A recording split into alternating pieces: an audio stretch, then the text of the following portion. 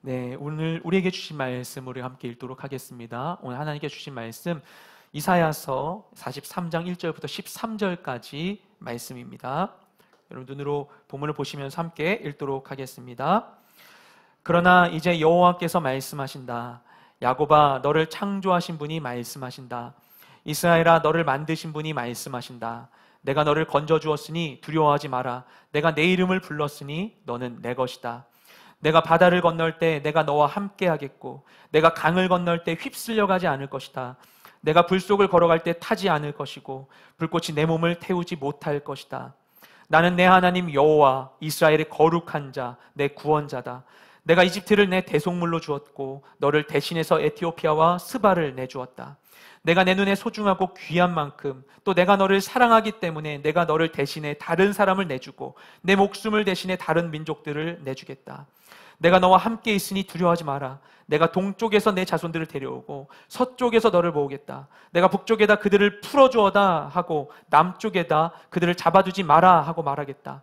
아무리 멀어도 내 아들들을 거기서 데려오고 땅끝에서라도 내 딸들을 데려오게 하라. 그들은 내 피부치들, 내가 내 명예를 걸고 창조하고 만들고 지은 내 백성이다 하고 말하겠다. 눈이 있어도 눈이 멀어버린 사람들, 귀가 있어도 귀가 먹어버린 사람들을 출두시키라. 그 자리에 모든 민족이 함께 모였고 모든 백성이 모여 앉아있다. 그들 가운데 누가 이렇게 될 것이라고 선포했고 누가 예전에 우리에게 미리 보여주었느냐? 있다면 증인을 데려와서 자기들이 옳았음을 증명하게 하고 다른 사람이 듣고 그것이 진실이다 하고 말하게 해보아라.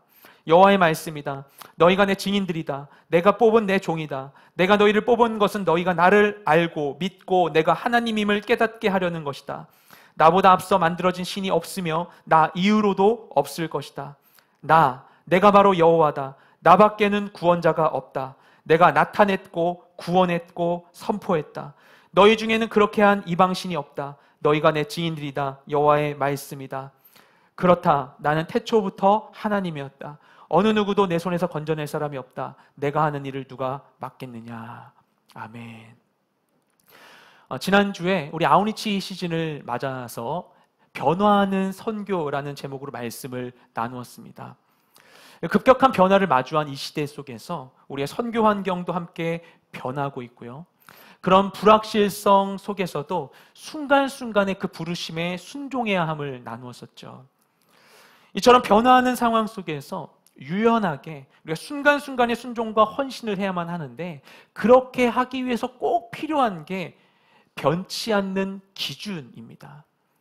변치 않는 무언가가 있을 때야 우리가 순간순간의 변화 속에서도 흔들리지 않고 우리가 해야 할 바를 행할 수 있게 되는 것이죠. 우리가 놀이공원에서 바이킹을 탈 때 바이킹이 크게 흔들리는 것으로 인하여서 우리가 스릴과 기쁨을 만끽하게 되지만, 그 바이킹이 안정적으로 흔들리고 우리에게 기쁨을 줄 수 있는 이유는 고정된 축이 있기 때문이죠. 변치 않는 그 부르심의 뿌리가 견고할 때, 그때 우리는 변화하는 상황 속에서도 흔들리지 않고 계속해서 나아갈 수 있게 되는 것입니다. 우리가 그런 삶을 살아야만 하죠. 하나님 계속 그렇게 우리를 불러주십니다. 그러면 우리의 그 모든, 우리의 부르심, 그 선교적인 삶을 관통하는 그 하나님의 뜻이 무엇인지, 변하는 모든 시대를, 모든 변천하는 역사를 관통하는 그 하나님의 뜻이 무엇인지 우리 오늘 말씀을 통해서 함께 살펴보기를 원합니다. 오늘 본문 이사야서 43장 말씀은 하나님의 구원 계획과 능력을 나타내는 말씀이에요. 장차 이스라엘이 바벨론에 의하여서 멸망당하고 그리고 철저한 절망과 고통의 시간을 보내게 되겠지만, 하지만 결국에 페르시아 왕 고레스를 통하여서 이스라엘을 다시 회복시키겠다는 그 하나님의 계획이 이사야서 43장에 드러나 있습니다. 이스라엘 사람들은 자신들이 살아가고 있었던 그 하나님의 나라와 그분의 도성 예루살렘이 영원하리라고 믿고 있었어요. 영원할 것이다. 북이스라엘이 아수르에 멸망당했었습니다. 앞서 아수르에 의해서 북이스라엘 멸망당을 그들이 보았어요. 그리고 바깥에, 나라 바깥에 시대가 바뀌는 징조들이 계속해서 나타나고 있었음에도 불구하고 그런 상황 속에서도 이들은 그런다고 뭐 큰일 나겠어? 그런다고 뭐가 달라지겠어? 하면서 이 삶의 관성을 따라 살아가고 있었습니다. 그런데 그들의 그런 기대와는 달리 순식간에 유다가 멸망당하고 예루살렘이 이방인에게 짓밟히고 그리고 예루살렘 성전이 무너지고 유대인이 바벨론에게 포로로 끌려가는 상황 속에서 그들은 모두 다 큰 혼란에 빠지게 되었습니다. 그동안 그들이 붙들고 있었던 그 믿음은 보이는 것에 뿌리를 내리고 있었어요. 눈에 보이는 예루살렘 성, 눈에 보이는 유다, 이스라엘, 이것에 그들의 믿음을 뿌리내리고 있었습니다. 그저 그곳 가운데 내가 잘 먹고 잘 살면 되는 것이라고 생각했어요. 그래서 그저 자신의 보여지는 삶이 잘 유지되기 위하여서, 보여지는 그 신앙이 잘 유지되기 위하여서, 또 가진 것을 놓치지 않기 위하여서 애를 썼습니다. 문제가 있어도 그 문제를 드러내고 해결하지는 않고 덮어두고 방관하면서 마치 회칠한 무덤과 같이 좋은 게 좋은 거라고 하고 넘어가며 살아가고 있었습니다.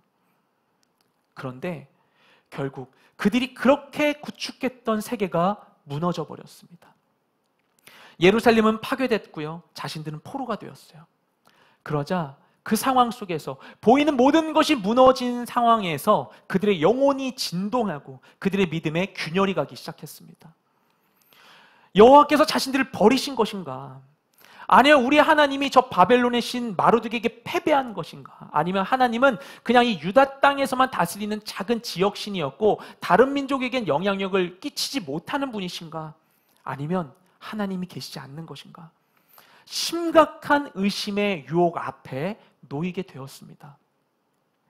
이전에 건강하고 부유할 때는 아무 문제가 없는 것 같았어요. 심지어는 그때는 하나님마저도 필요 없는 것처럼 생각했습니다.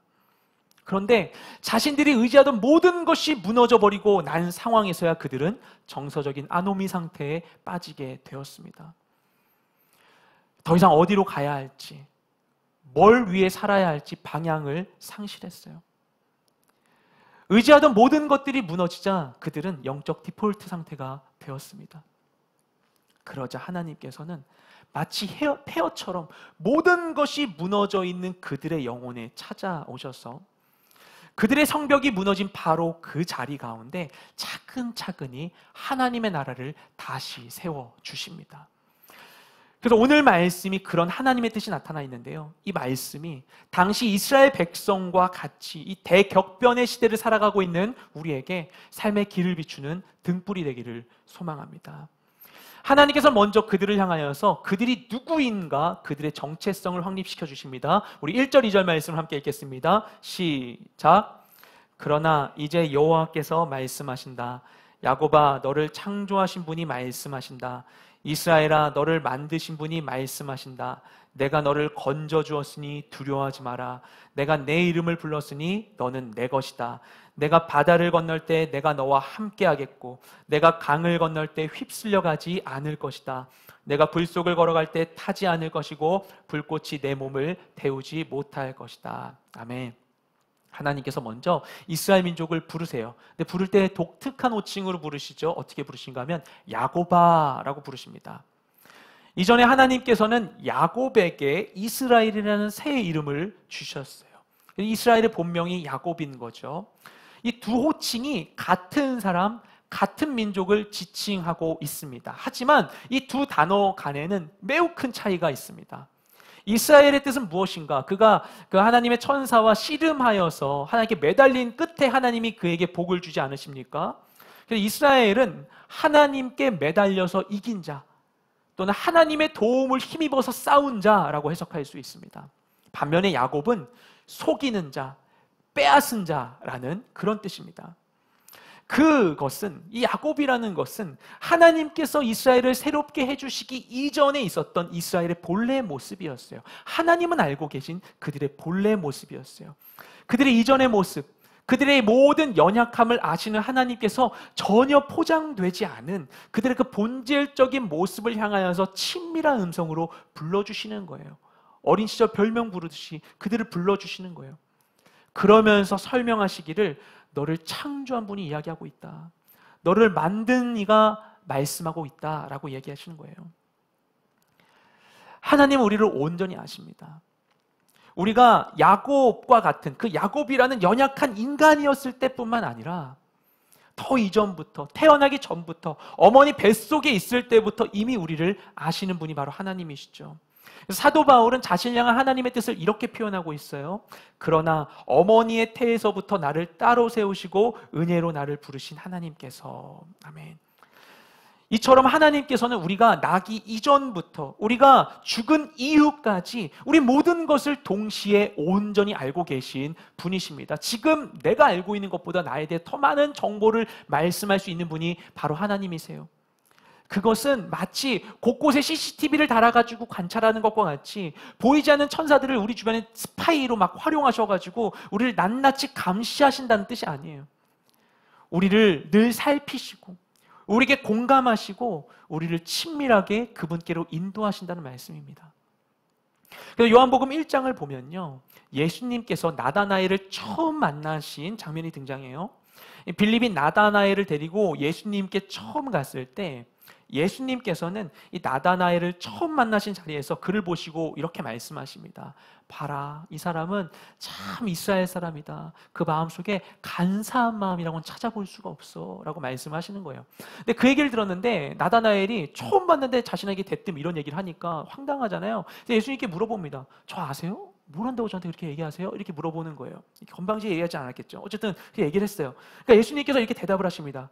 아까 빌립이 너 데리러 가기 전에 너 무화과 나무 아래에 있었지. 그때 내가 이미 널 보고 있었어. 이렇게 말씀하시는 거예요.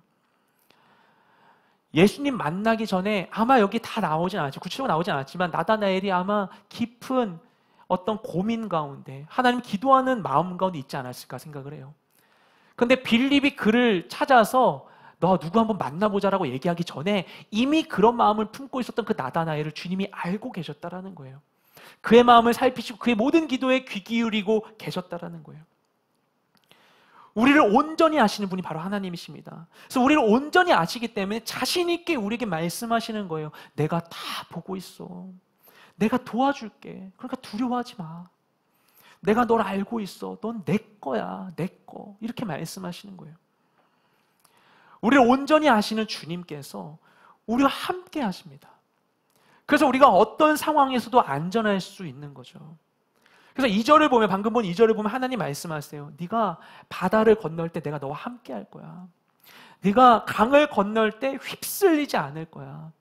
네가 불 속을 걸어갈 때에도 타지 않을 거야. 이렇게 말씀하세요. 흥미로운 점은요, 하나님께서 이 바다와 강과 불길과 같은 어려움이 있을 때 그것에 대하여서 내가 너 바다 가지 않게 해줄게. 너 강 건너지 않게 해줄게. 너 불길 속에 가지 않게 해줄게 라고 말씀하지 않으신다는 거예요. 우리가 인생 가운데 불확실한 길로, 평탄하지 않은 길로, 위험한 곳으로 갈 수도 있다는 거예요.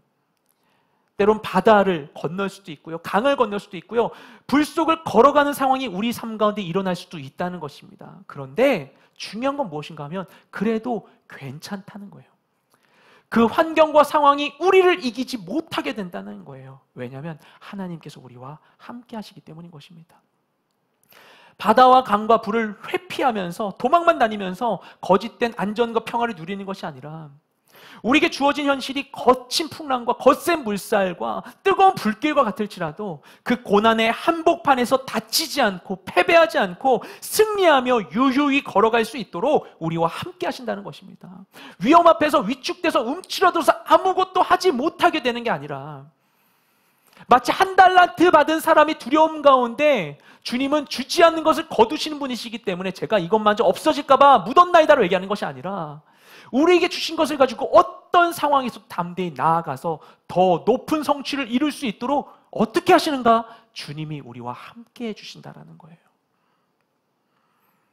나를 온전히 아시는 그 하나님과의 깊은 친밀함, 하나님이 함께하는 존재, 그분이 아시고 지켜주시는 존재, 그게 바로 하나님께서 우리에게 부여하신 우리의 정체성입니다. 이어서 하나님께서는 하나님의 정체성, 그분은 누구신지에 대해 우리에게 말씀해 주십니다. 함께 3절 4절 말씀을 읽겠습니다. 시작. 나는 내 하나님 여호와 이스라엘의 거룩한 자, 내 구원자다. 내가 이집트를 내 대속물로 주었고 너를 대신해서 에티오피아와 스바를 내주었다. 내가 내 눈에 소중하고 귀한 만큼 또 내가 너를 사랑하기 때문에 내가 너를 대신해 다른 사람을 내주고 내 목숨을 대신해 다른 민족들을 내주겠다. 아멘. 앞서 하나님께서는 이스라엘을 일컬어서 뭐라고 말씀하셨죠? 야곱이라고 하셨죠. 야곱이라고 하셨고 또 하나님의 소유, 나의 소유다, 내 것이다 라고 말씀해 주셨어요. 그리고 이어서 하나님께서는 그럼 자신은 누구시라고 말씀하시는가 하면 방금 3절 말씀을 보면은 나는 내 하나님 여호와, 이스라엘의 거룩한 자, 너의 구원자라고 말씀하십니다. 하나씩 보면요, 이 중에 내 하나님 여호와라는 표현 굉장히 노골적인 표현이에요. 하나님으로 번역되는 이브리어 엘로힘은 이건 사실 일반 명사입니다. 그냥 신, 갓 이런 표현이에요. 일반 명사예요. 여호와는 하나님의 이름이라고 할 수 있는 고유 명사입니다. 그래서 너의 하나님 여호와라고 말씀하시는 것은 마치 제가 저희 아들한테 네 아빠 김윤식 이렇게 하는 것과 마찬가지예요. 굉장히 이 표현이 뭐냐면 깊은 친밀함과 그리고 구체성이 있는 표현이죠. 내가 누군데 너와 어떤 관계를 맺고 있는데 이런 말씀을 하시는 거예요. 그리고 이어서 이스라엘의 거룩한 자라고 하시는데 이 거룩이라는 표현의 근본은 일단 구별과 분리의 개념입니다. 모든 존재들과 다르다는 거예요. 그 누구도 그 어디에도 없는 능력과 지위를 갖고 계시다는 것이다. 근데 그분이 무엇이다? 덧붙여서 나는 그런데 너의 구원자다라고 말씀하세요. 그 거룩하신 분, 모든 초월적인 능력과 지위를 갖고 계신 분께서 뭘 하신다? 너를 구원하신다라고 말씀하시는 것입니다. 엄청 능력 있는 사람이 내 비서가 된, 엄청 능력 있는 사람이 내 경호원이 된 그런 느낌의 표현을 하시는 것이죠. 그래서 이 모든 상황을 간추려서 하나로 묶어서 설명하면요, 온 우주를 창조하시고 운행하신 그 크신 하나님께서 자신을 이 지구의 작고 작은 한 민족 이스라엘의 하나님이라고 표현하고 계시는 거예요. 무려 10년 전에 시크릿 가든이라고 하는 김우숙 작가의 드라마가 있었습니다. 현빈 씨와 하지원 씨가 주인공이었죠. 그 드라마를 보신 분들 계실 거예요. 그 드라마는 극단적으로 대비되는 두 남녀 간의 사랑을 그리고 있습니다. 그래서 한쪽은 본인을 사회 지도층이라 표현하고 있는 한 대형 백화점 사장 김주원이라는 사람이었고, 다른 한 사람은 자신의 이름 석자 드러내지 못하는 여성 스턴트맨 길라임이었습니다. 근데 그 백화점 사장 김주원이 그 길라임을 사랑하게 되었어요. 그런데 이 두 사람은 전혀 클래스가 맞지가 않습니다, 사회적으로. 그런데 그런 엄청난 격차에도 불구하고 그 남성은 여성을 사랑했습니다. 그리고 그 초월적 사랑을 이렇게 표현해요. 저한텐 이 사람이 김태희고 전도연입니다. 제가 길라임 씨 열렬한 팬이거든요. 이렇게 이야기를 해요. 이게 이화 마지막 대사였어요. 그러면서 내 눈앞에 나타나 이렇게 딱 하면서 하는데 그 대사가 탁 바뀌었었거든요. 그렇구나 하는 이런 장면이었어요. 예. 근데 하나님과 우리의 관계가 그렇습니다. 거룩하고 위대하신 하나님께서 도저히 사랑할 수 없을 것 같은 존재를 사랑하시는 거예요. 우주의 먼지 같은 우리들, 뭐 먼지라고 할 수는 있을까요? 거룩하신 그 하나님을 감당할 수도 없어서 어떻게 할 수 없는 그 죄인된 우리들, 그렇죠? 누군가 집에 초대해야 되는데 그 사람은 드릴 수 있을 만큼 방이 넓지가 않아서 초대할 수조차 없는, 거룩하신 하나님 감당할 수 없는 그 죄인된 우리들을 사랑하셔서 하나님께서 말도 안 되는 선택을 하신 거예요. 비천한 우리들을 버리시지 않으시고 오히려 하늘의 영광스러운 보좌를 버리시고 예수님께서 이 땅 가운데 오셨습니다. 그런 우리와 같이 되기를 거리끼지 않으셨어요. 그래서 본문을 보면요, 하나님께서 이스라엘 너무나 사랑하신다고 말씀하시죠. 방금 읽은 말씀에 너무나 사랑하셔서 어떻게 하시는가? 이스라엘을 멸망 못 시키시겠대요. 이스라엘 멸망시키지 않고 다른 대속물을 받겠다고 말씀하십니다. 너희 대신 이집트와 에티오피아와 스바를 멸망시키겠다, 이렇게 말씀하세요. 이스라엘은 지켜주시겠다는 거예요. 그 바벨론의 모두가 휩쓸려 당하고 있는 상황 가운데 이스라엘만 지켜주겠다고 말씀하시는 상황인 겁니다. 그렇게 하나님께서 어떻게 그 사랑을 표현하시냐면 그냥 사랑해라고 말씀하지 않고 내가 널 얼마나 사랑하는지 그 사랑을 양적으로 환산해서 보여주시는 거죠. 그러니까 다르게 환원하면 이런 거예요. 너는 이집트와 에티오피아와 스바를 다 합친 것보다도 나에게 소중한 존재야 라고 말씀하시는 거예요. 하물며 우리는 어떻습니까? 우리는 이들보다 더 가치 있는 것을 희생시켜서 생명을 얻은 존재들이죠. 무려 예수 그리스도의 피로 살게 되었습니다. 이런 그리스도의 십자가 구원 사건이 무엇을 의미하죠? 하나님께서 우리더러 내 아들 예수를 내어줄 만큼 너희는 나에게 귀하다라고 말씀하시는 겁니다. 우리는 하나님께서 그분의 최선을 쏟아서 구원하실 만큼 그분께 고귀한 존재들이에요. 그러면 그랬던 그분이, 바로 그분이 우리 인생의 최고 최선의 가치가 되지 않으실 이유가 어디 있겠습니까? 하나님 바로 그런 분이십니다. 이렇게 하나님께서 자신이 누군지 우리에게 말씀해 주세요. 우리의 정체성을 분명히 하시고 그 다음에 자신이 누구신지를 말씀해 주세요. 우리가 길을 갈 때 나의 현 위치를 알고 목적지가 어딘지를 정확히 알아야 제대로 길을 갈 수가 있죠. 우리가 내가 누구이며 그리고 하나님이 누구신지를 알게 될 때 비로소 우리의 삶의 방향이 명확해지는 것입니다. 그런 상황 속에서 우리가 누군지를 알고 하나님이 누구신지 알게 된 상황 가운데 하나님이 우리에게 밝혀주시는 그분의 뜻은 무엇인가? 우리 5절부터 7절까지 말씀을 함께 읽도록 하겠습니다. 시작. 내가 너와 함께 있으니 두려워하지 마라. 내가 동쪽에서 내 자손들을 데려오고 서쪽에서 너를 모으겠다. 내가 북쪽에다 그들을 풀어주어라 하고 남쪽에다 그들을 잡아두지 마라 하고 말하겠다. 아무리 멀어도 내 아들들을 거기서 데려오고 땅끝에서라도 내 딸들을 데려오게 하라. 그들은 내 피부치들, 내가 내 명예를 걸고 창조하고 만들고 지은 내 백성이다 하고 말하겠다. 아멘. 하나님께서는 동서남북에 흩어지게 된, 사방 흩어진 그 이스라엘을 모두 다 약속의 땅으로 불러들이겠다고 말씀하십니다. 그리고 이 말씀은 실제 역사 가운데 성취되었고 지금도 성취되고 있어요. 삼중적으로 성취고 있다고 봅니다, 보통. 일단 이스라엘이 동서남북으로 흩어지는 상황이 이때만 하더라도 다른 동서남북 흩어진 부분도 있었겠지만 바벨론 포로로 잡혀갔을 때 일단은 그들이 동쪽으로 붙잡혔고요. 그 이후에 그 예레미야와 함께 그 이집트로 피난 간 남쪽으로 간 사람들도 있습니다. 그 나중에 근데 서쪽이나 북쪽으로 이렇게 간 사례는 성경에 구체적으로 나와 있지는 않아요. 근데 이후의 이스라엘 역사를 보면 동서남북으로 흩어지게 되죠. 그래서 말씀에 성취되는 것들을 우리가 확인할 수가 있어요. 일단은 페르시아가 이후에 바벨론을 점령한 다음에 고레스 칙령으로 인하여서 포로되었던 이스라엘이 고토로 복귀했습니다. 그렇게 성취된 부분이 있고 또 하나 무엇인가 하면 나중에 이스라엘이 로마 치하에 들어가게 되죠. 신약 시대를 보면요. 근데 그 상황 가운데서 AD 70년도에 이스라엘이 로마에 대항하여 이제 항전을 하게 됩니다. 그때 베스파시아누스 황제가 AD 70년에 이스라엘을 완전히 정복하고 예루살렘을 완전히 예루살렘 성전을 무너뜨리게 됐죠. 그렇게 된 상황 가운데 또 시간이 지나서 바르코크바의 그 봉기가 또 한 번 일어나게 돼요. 로마 시대 때 한 번 더 일어나게 됐을 때 그 당시 하드리아누스 황제는 이번엔 아예 완전히 지도에서 예루살렘과 유대를 지워버립니다.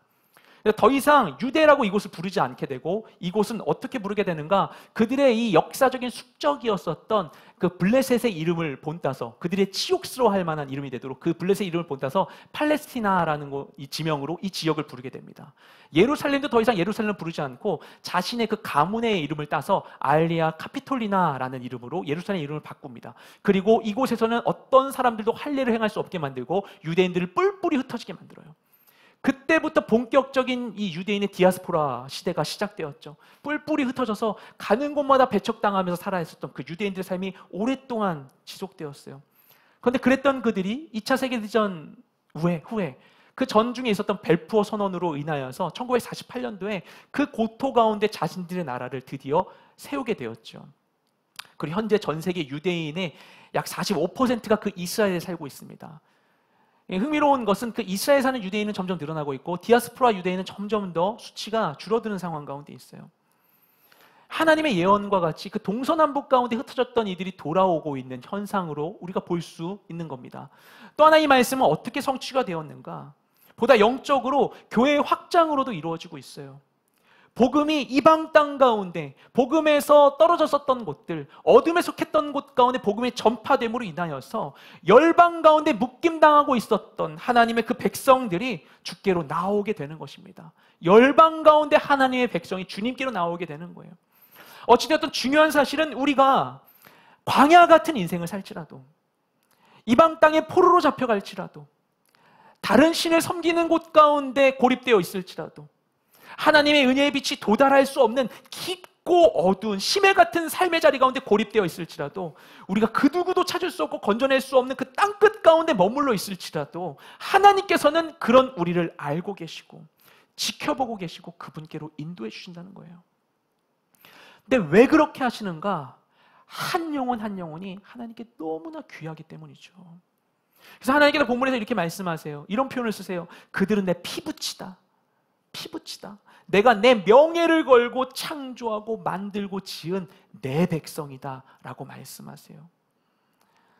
하나님께서 그렇게 우리를 사랑하십니다.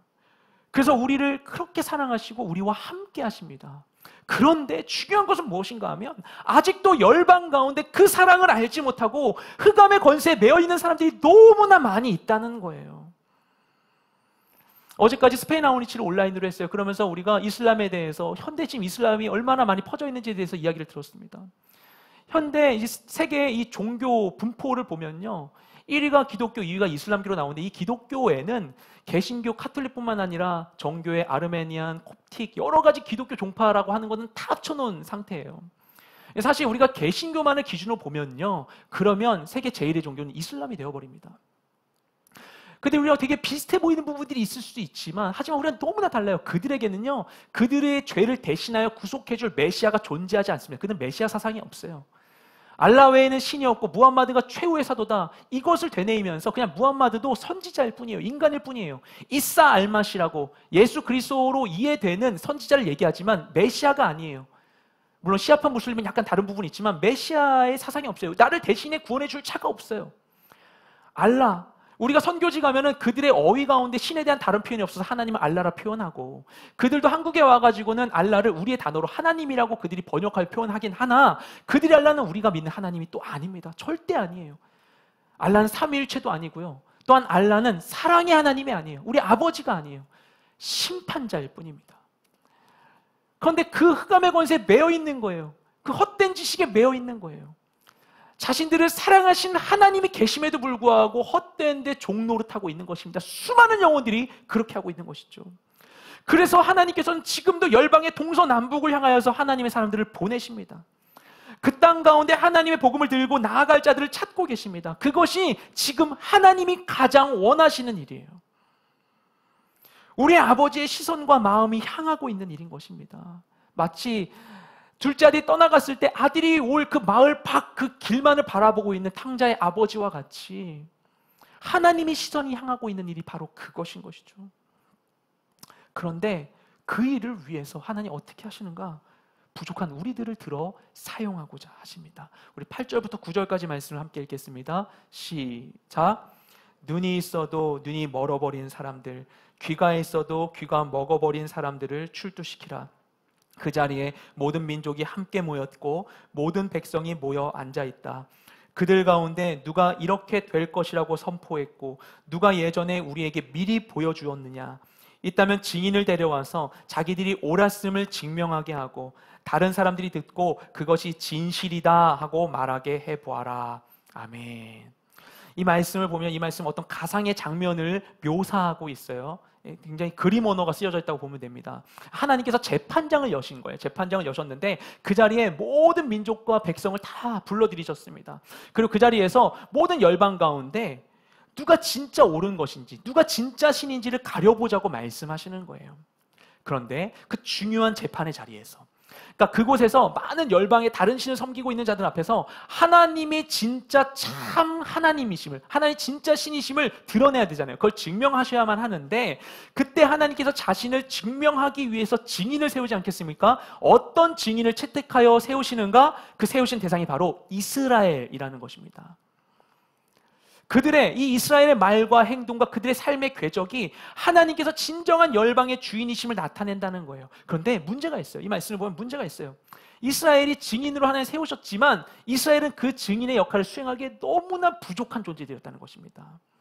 심지어 뭐라고 나오냐면 그들은 눈이 있어도 눈이 멀었고 귀가 있어도 귀가 먹었대요. 너무나 부족한 존재들이에요. 자신이 누군지도 모르고 그냥 죄악 가운데 살아가는 게 그 당시 이스라엘이었던 겁니다.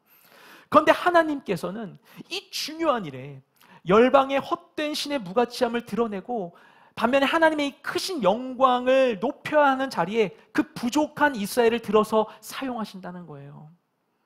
정말 말도 안 되는 거죠. 망원경을 들었는데 망원경 거꾸로 들고 풍경 보는 것과 같은 거예요. 마치 여성 잡지에 남자 면도기 광고 실는 것 같은 거예요. 말도 안 되는 거예요.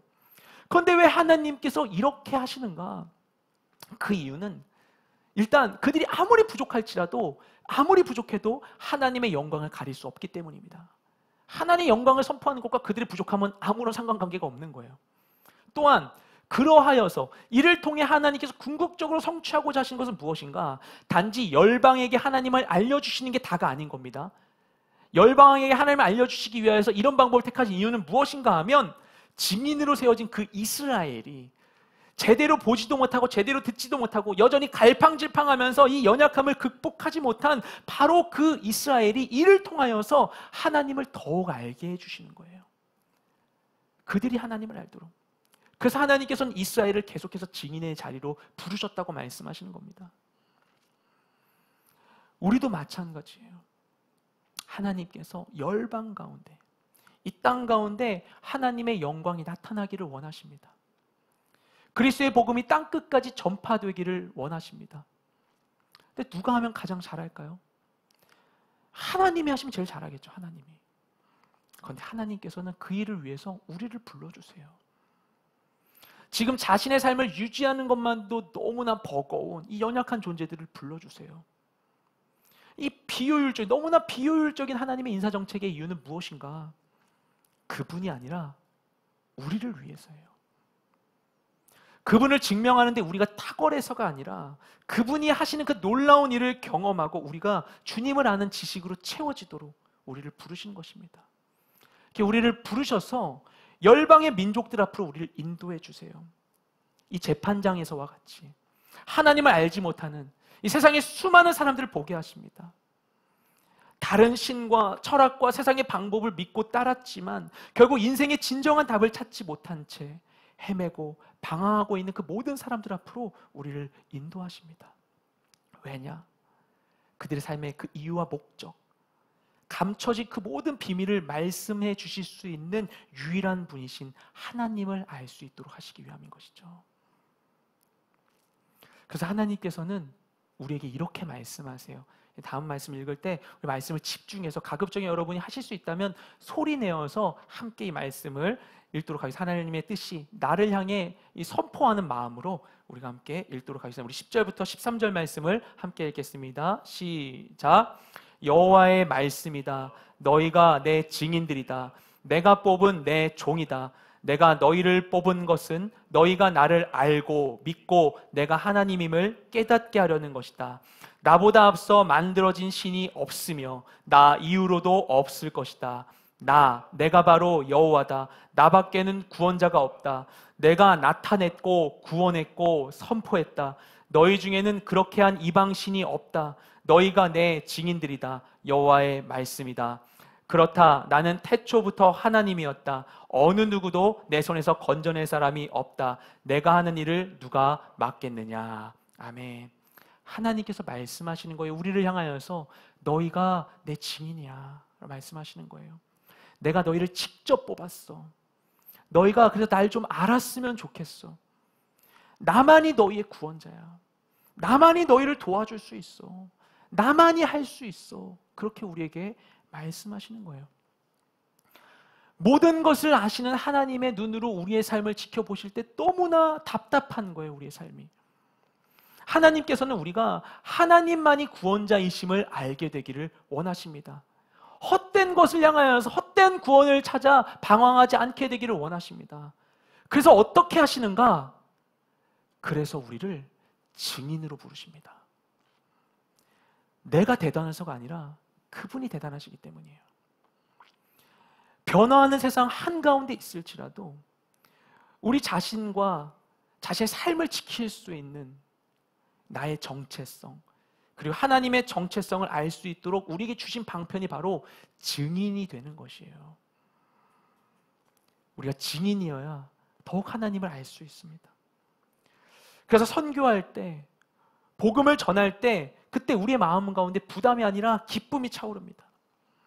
내 삶이 막연하고 희미해지는 게 아니라 삶의 방향이 선명해지고 내일에 대한 소망이 생기게 돼요. 우리가 아우니치를 가서 느끼는 게 바로 그런 거잖아요. 복음의 현장으로 들어갈 때 역사를 주관하시고 운행하신 그 하나님을 우리가 더 실체적으로 바라볼 수 있고 경험할 수 있게 되는 것입니다.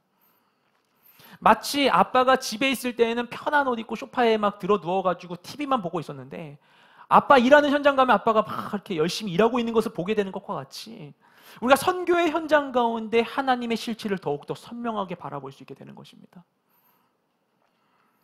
온라인 비대면 상황 가운데 어제 스페인 아웃리치를 마쳤어요. 제한된 상황이지만 그럼에도 불구하고 이 모임 가운데 모두가 가슴 뛰는 이 기대와 긴장을 느낄 수 있었습니다. 물론 우리가 직접 가는 것과 비교하기는 어렵지만 그래도 선교 현장을 마주하니까 우리가 나의 현실을 다른 시야로 볼 수 있게 돼요. 영적인 시야의 흐트러진 초점을 다시 잡는 것입니다. 어떻게 살아야 하는가? 내 삶에 무엇을 향해야 되는가? 삶의 진정한 기쁨은 어디에서 오는가? 그것을 새롭게 세팅할 수 있게 되는 거예요. 이번 주에 있을 일본 아웃리치, 다음 주에 인천 아웃리치, 그 이후에 네팔과 괴산 아웃리치 가운데도 그와 같은 놀라운 하나님의 역사가 계속해 있을 줄 믿습니다. 하나님께서 그렇게 하실 거예요. 그 자리 가운데 은혜를 부어주실 거예요. 왜냐? 하나님은 우리를 증인으로 부르고 계시기 때문입니다. 내 어떤 상황과 상관없이 내가 부족함에도 불구하고 하나님은 우리를 위해서 그래, 얜 증인 이렇게 해주시는 거예요. 그분을 더욱 알 수 있도록 해주시는 것이죠. 우리 상황이 모두 다 흔들릴지라도 모든 시간과 환경을 관통하는 그분의 부르심을 따라 우리가 나아갈 때 보이지 않는 진짜 삶의 여정을 완성하게 될 수 있게 됩니다. 우리가 증인의 역할을 감당할 때 삶의 깊이가 더 깊어질 수밖에 없는 거죠. 매일매일의 삶 가운데 주어지는 이 하나님의 부르심 앞에서 끊임없이 변하고 흔들린 세상 한가운데에서 그분의 증인이 되기를 주저하지 않는 우리 모두가 되시기를 주님의 이름으로 축복드립니다. 시간 함께 기도하며 나아가기에 앞서서 먼저 찬양했으면 좋겠어요. 시간 함께 찬양하실 때 우리를 부르신 주님, 증인을 부르신 주님, 하나님께 우리를 증인을 불러주신 것은 그분의 일을 이루기 위한 도구로 우리를 삼아서 우리를 이용하시려는 게 아니라 1차적으로는 우리와 더 깊은 친밀함을 누릴 수 있도록, 주님을 알 수 있도록, 주님 안에 내 삶의 의미를 발견할 수 있도록 우리를 증인으로 불러주시는 것입니다. 그 주님의 그 사랑의 부르심 앞에 내가 서기를 원한다라는 그 믿음의 고백을 주님께 올려드리며 주님 앞에 함께 찬양으로 나아가기 원합니다. 나의 부르심, 나의 영원한 소망, 예수님의 형상을 닮는 것, 나의 목적, 나의 높은 부르심, 세상을 뒤로하고 주 위에 사는 것, 덮으소서 주 거룩한 품에 품으소서. 이곳이 나 속한 곳, 오 예수 이끌소서. 주 얼굴 보기 위해 은밀한 곳으로 내가 나아갑니다. 나의 부르심, 나의 부르심, 나의 영원한 소망, 예수님의 형상을 담는 것, 나의 목적, 나의 높은 부르심, 세상을 뒤로하고 주 위에 사는 것, 덮으소서 주 거룩한 은혜 품으소서. 이곳이 나 속한 곳, 오 예수 이끌소서. 주 얼굴 보기 위해 은밀한 곳으로 내가 나아갑니다. 덮으소서 주 거룩한 은혜 품으소서. 이곳이 나 속한 곳, 오 예수 이끌소서.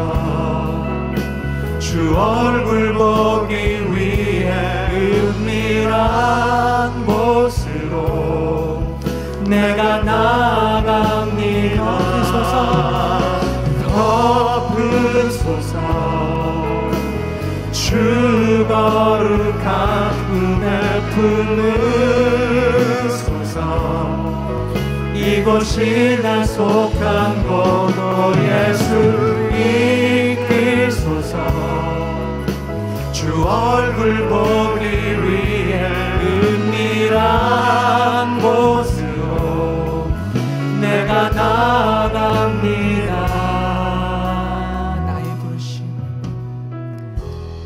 나의 부르심 나의 영원한 소망 예수님의 영상을 담는 것 나의 목적 나의 높은 부르심 세상을 위로하고 주 위에 사는 것. 이 시간 우리 찬양의 고백과 같이 오늘 말씀과 주신 은혜를 따라 주님께 기도하며 나아가기 원합니다. 주님, 나는 더욱 알기를 원합니다. 세상이 나에게 줄 수 없는 그 모든 답을 주시는 주님, 나에게 귀 기울이시고 내게 응답하여 주시옵소서.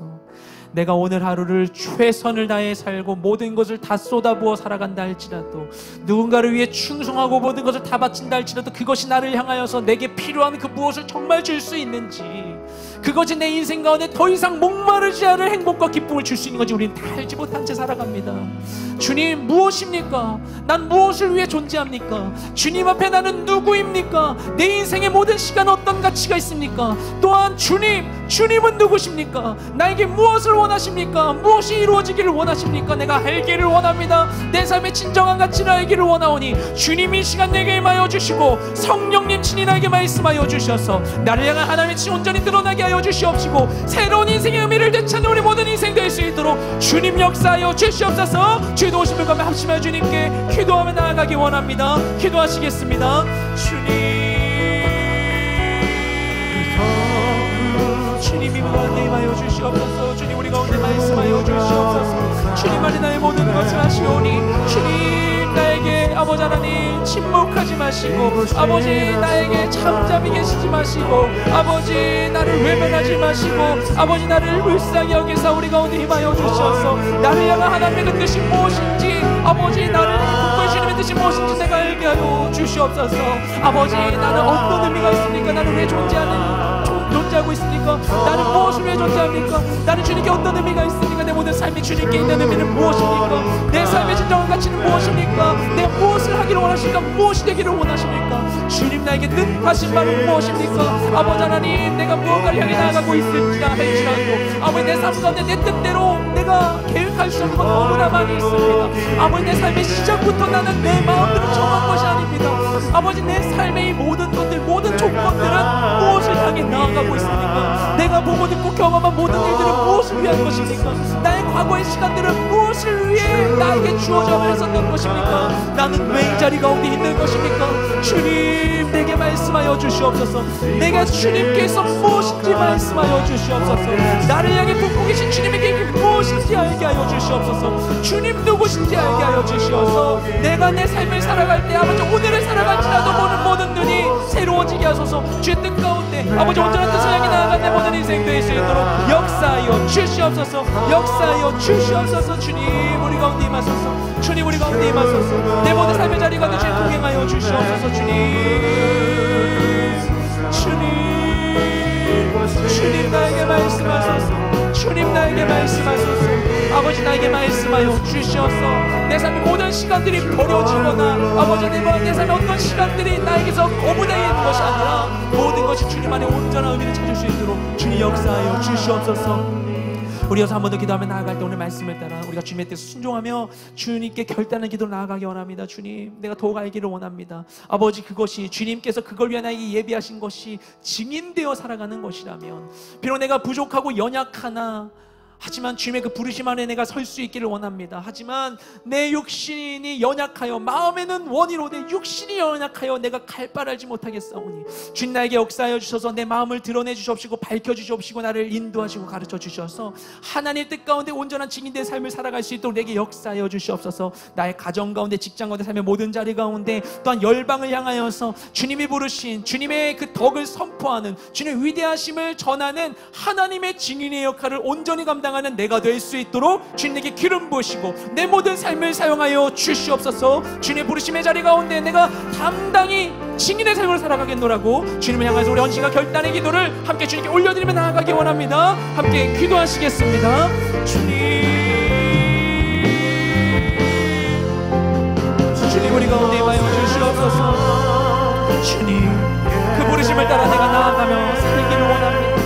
나를 향한 하나님의 모든 뜻이 내 삶 가운데 이루어지기를 원합니다. 무엇보다도 주님 내가 가치 없는 것을 위하여 잠깐 있다 사라진 것을 위하여 수고하고 무엇이 있을지 알지 못하는 영원하지 않은 것을 위하여 수고하지 아니하고 아버지 정말 주님을 경험하고 주님을 누리며 내 삶의 모든 것이 참된 생명을 찾기를 원합니다. 아버지 그것을 향한 주님의 뜻이 증인되는 것이라며 아버지 주님을 더 알기 위하여 내 삶의 의미를 알기 위하여 내가 증인되어야만 한다며 아버지 내가 그 뜻 가운데 서기를 원합니다. 그것이 무엇인지 내가 알지 못합니다.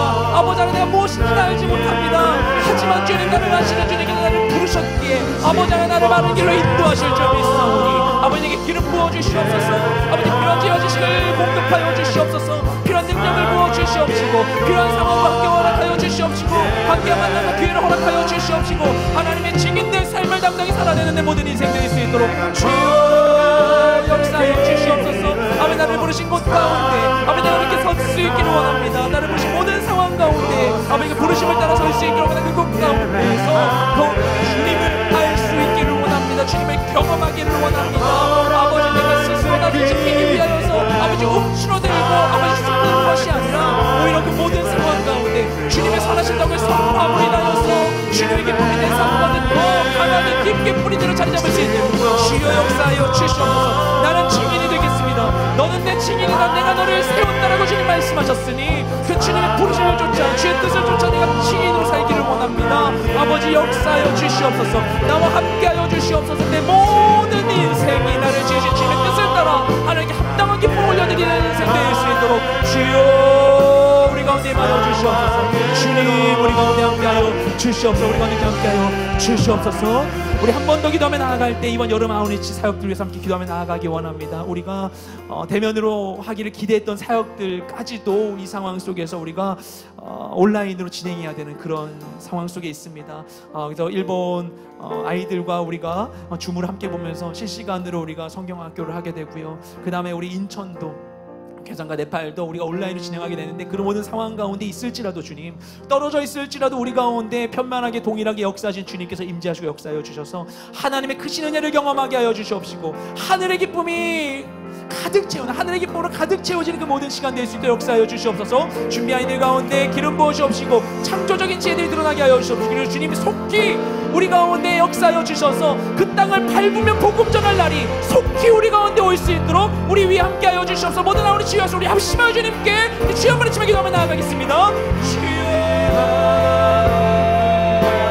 주님 우리 가운데 임하여 주시옵소서. 주님 우리 가운데 역사하여 주시옵소서. 우리 가운데 시고 모든 사도적 증인의 삶을 살아가기 위하여서 아버지 우리가 모든 선교적 사역들과 동참을 나아가기 원합니다. 아버지 하나님 사랑하시고 같이 하시는 감사드립니다. 남아있는 모든 시간들 가운데에도 주님 함께 하시고 은혜를 내려주시옵소서. 아버지 넉넉한 하나님의 은혜로 인하여서 참여하는 모든 자들이 아버지 하나님 우리 가운데 동일하게 역사하신 주님의 은혜를 경험하게 하여 주시옵소서. 아버지 떨어져 있을지라도 그 땅 가운데 있는 자들이나 여기 있는 자들이나 우리 떨어져 있는 모두가 동일한 하나님의 임재 가운데 하나님의 같은 은혜를 누리며 아버지 하나님 아름다운 기억을 아름다운 추억을 우리가 이 시간에 새길 수 있도록 주님 역사하여 주시옵소서.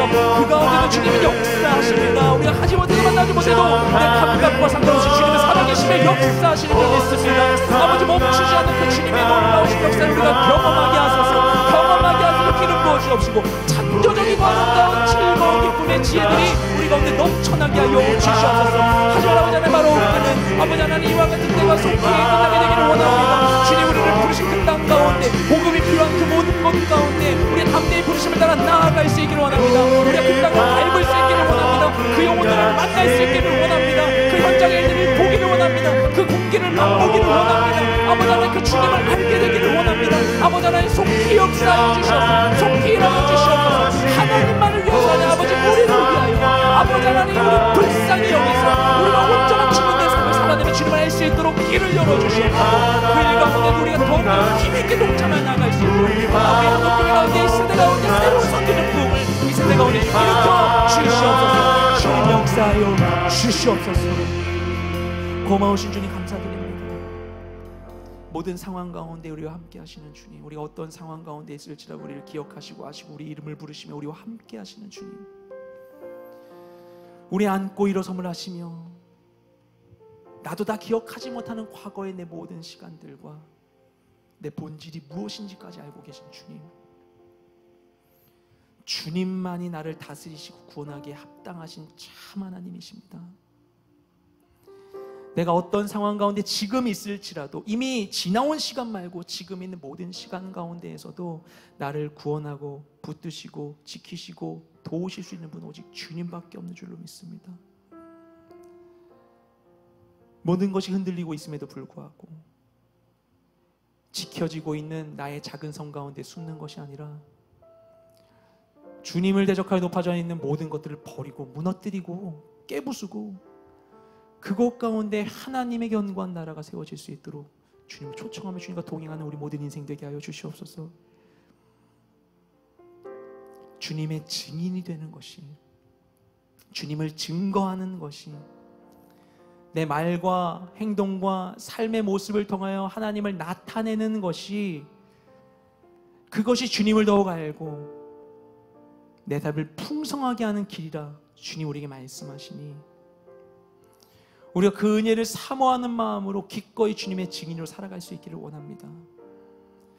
우리가 부족하오나 우리 또한 눈멀고 귀먹은 존재와 같이 부족한 존재들이지만 주님 우리를 불쌍히 여기사 기름 부으시고 지혜와 능력을 충만하게 부으시고 담대함을 주시어서 내가 있는 곳 모든 곳 가운데 어두운 모든 곳 가운데 그곳을 밝히 비추는 증인된 삶을 살아가는 내가 되게 하여 주시옵소서. 하나님의 살아계심에 대한 증거가 되게 하여 주시옵소서.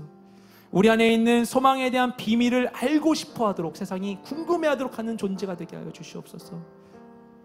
주님과 함께하여 그 복음의 열매를 가득 맺으며 세상을 섬기는 우리 모두가 될 수 있도록 우리 가운데 함께하여 주시옵소서. 주님의 영광을 위하여 우리를 위하여 우리 가운데 함께하실 주님을 찬양하며 우리 모든 기도를 살아계신 예수님의 이름으로 기도드렸습니다. 아멘.